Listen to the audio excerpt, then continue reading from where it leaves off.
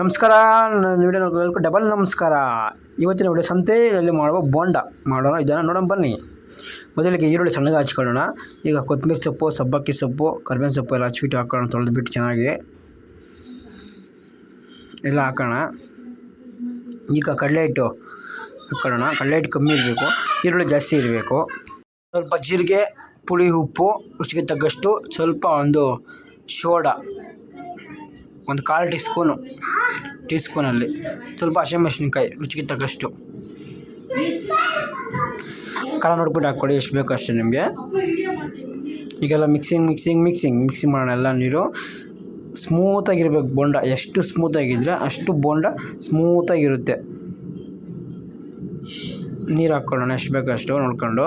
ನೋಡಿ ಆ ಥರ ನಿಧಾನ ಬೆಳೆಸ್ಕೊಂಡು. ನೀರು ಕಮ್ಮಿನೇ ಹಾಕ್ಕೊಳ್ಳಿ, ಯಾಕಂದರೆ ಈರುಳ್ಳಿ ನೀರು ಬಿಟ್ಕೊಂಡ್ಬಿಡುತ್ತೆ.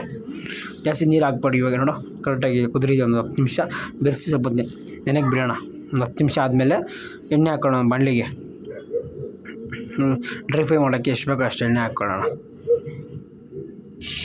ಎಣ್ಣೆ ಕಾದ್ಮೇಲೆ ಬೋಂಡ ಒಂದೊಂದು ನಿಧಾನವಾಗಿ ಬಿಡೋಣ.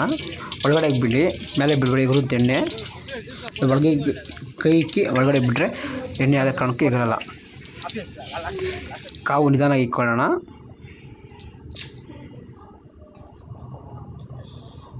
ಈಗ ಎಲ್ಲ ಬಿಡ್ತಾಯಿದ್ರೆ ಬೋಂಡಗಳು ಒಂದು 120 ಬೋಂಡ ಆಗುತ್ತೆ ಅಷ್ಟಕ್ಕೆ.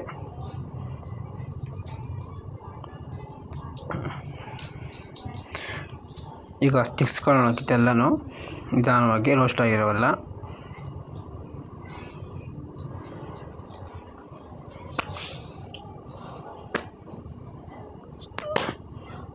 ಈಗ ಸ್ವಲ್ಪ ಕಾವು ಇಟ್ಕೊಳ್ಳೋಣ ನಿಧಾನಾಗಿ.